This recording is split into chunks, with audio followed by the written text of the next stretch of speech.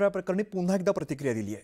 संपूर्ण प्रकरणाची चौकशी सुरू आहे। चौकशीनंतर सत्य समोर येईल असं अजित पवारांनी म्हटलंय। काही वर्षांपूर्वी तसेच आरोप झालेले होते, मात्र 15 वर्ष झाले तरी अद्याप काही समोर आलं नाही। निवडणुका आल्या की असे आरोप होतात असं अजित पवार यांनी म्हटलंय। तर ह्याही प्रकरणात तुम्ही जर तसं बघितलं तर ह्या प्रकरणाचा कागदच होऊ शकत नाही। हे आकडे तुम्ही 300 कोटी 1800 कोटी वगैरे जे काही आपण बघितलं, 1 रुपया कुणाला दिला नाही आणि काय नाही, त्याच्यात काय अर्थच नाही ना। पण आता मी जास्त त्याच्याबद्दल बोलण्यापेक्षा चौकशी होऊ द्या, चौकशी झाल्यावर सत्य बाहेर येईल। निवडणुका जवळ झाल्या की आमच्यावर आरोप सुरू होतात, कुठनं तरी काहीतरी। मागेही तुम्हाला आठवत असेल की असाच 2009ला का 8ला 70,000 कोटीचा आरोप झाला। त्याला 15-16 वर्ष झाली, परंतु त्याच्यातनं काहीही कुणी पुरावे देऊ शकले नाही, काही होऊ शकले नाही। पण बदनामी तर आमची होती। तर कथित जमीन घोटाळ्याप्रकरणी ओबीसी नेते लक्ष्मण हाके यांनी अजित पवारांवरती हल्लाबोल केलाय।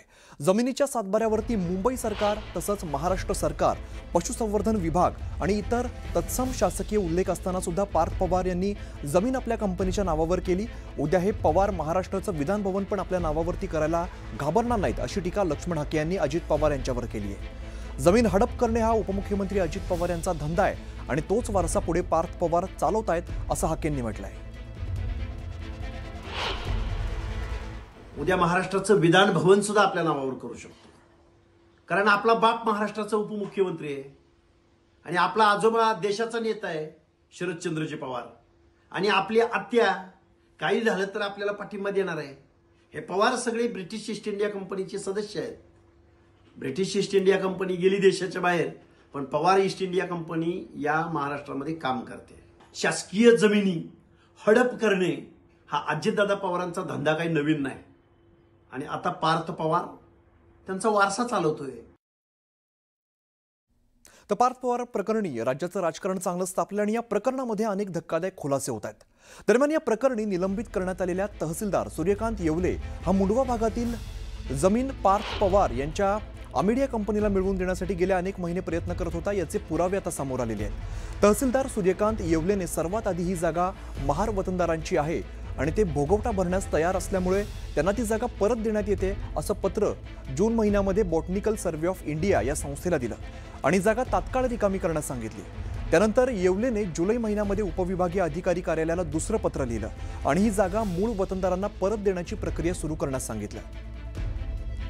वतनदारांची पॉवर ऑफ अटर्नी शीतल तेजवानीकडे असल्याने आणि शीतल तेजवानी ही जागा 300 कोटींना अमिडिया कंपनीला विकली असल्याने ही जागा अमिडिया कंपनीला देण्याचे आदेश दिले। त्यामुळे तहसीलदार येवलेला हाताशी धरत ही जमीन बळकावण्याचे प्रयत्न अनेक महिन्यांपासून सुरू होते हे दिसून येत आहे। येवलेने बॉटनिकल सर्व्हे ऑफ इंडियाला लिहिलेली आणि उपविभागीय कार्यालयाला लिहिलेली पत्र आता समोर आली आहेत।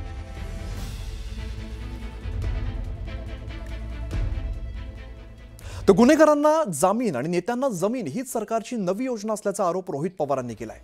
वोट चोरी करून जमिनीची लुटमारी असं नवं ब्रीदवाक्य ठेवायला हरकत नाही असा टोला सुद्धा रोहित पवार यांनी महायुती सरकारला लगावलाय। नवी मुंबईत शिंदेंच्या शिवसेनेला 5,000 कोटींची सिडकोची जमीन, पुण्यामध्ये भाजपला 1800 कोटींची जैन बोर्डिंगची जमीन असे विविध घोटाळे रोहित पवारांनी ट्विट करून समोर आणले।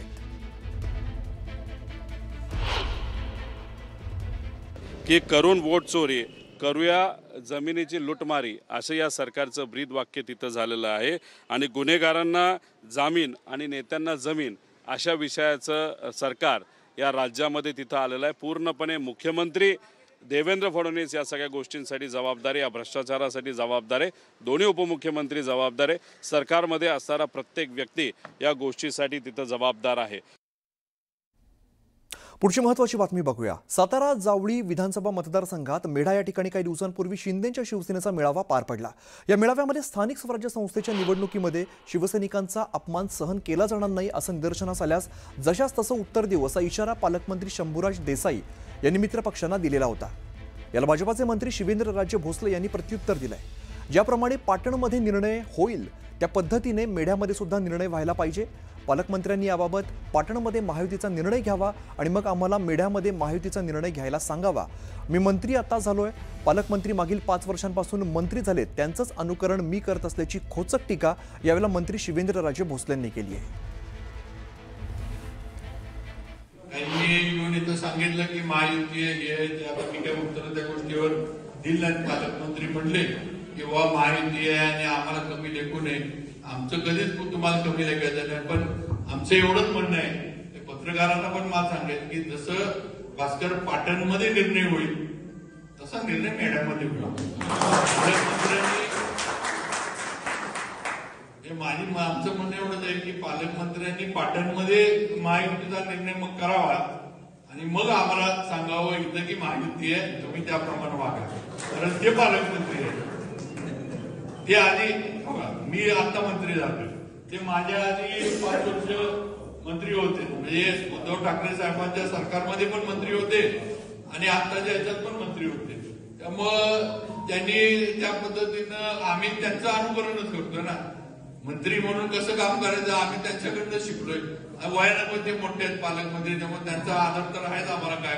त्यामुळे ते जसं अनुकरण पाटणमध्ये करतील तसं अनुकरण आणि तसे निर्णय मेढ्यामध्ये सुद्धा होतील.